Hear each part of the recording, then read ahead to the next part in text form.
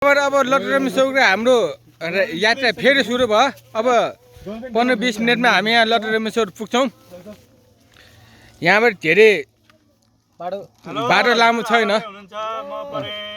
म परे छम्बिएको हामी चाहिँ चाबुको होइन होइन ऊ पऱ्यो छम्बिएको को भन्छौ भने म चुप लाएर बस्ने भन न ल। पान खाने खाने लाउरे छम्पीको लाउरे पान चक्लेट त गजबै रहेछ नि ल।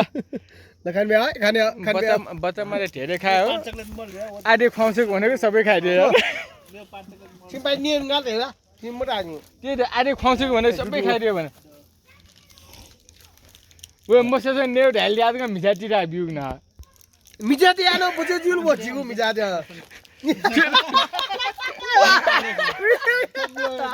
हमको होगा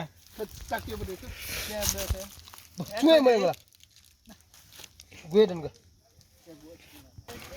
पुरै फ्रेसमा नाटक फुटेल लटी पास यहाँबाट अब हामी मन्दिर जानेछौँ। धेरै बेर लाग्दैन, एकैछिनमा पुगिन्छ। अब 10-15 मिनट हो। यो बाटो डेन्जर भनेको है, यस्तो भिड छ। खोइ यो बार सायद टाढाकै होला है। यो तरकै बाटो होसेल ड्याममा छोपेर त कहाँको गएको अब पानी परेर त फ्रेस देखिन्छ होला है बर्खामा। हेर है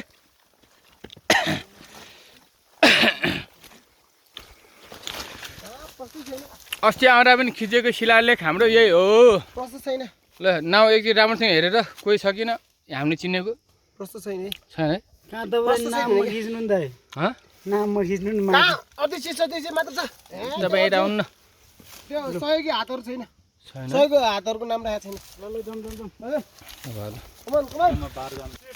सेवे छ बाटो एकदम डेन्जर। यहाँबाट खस्यो भने हेर गोविन्द खतम।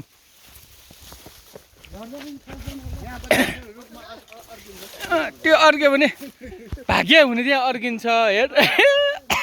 अरू त कहाँ पुग्यो अब त्यो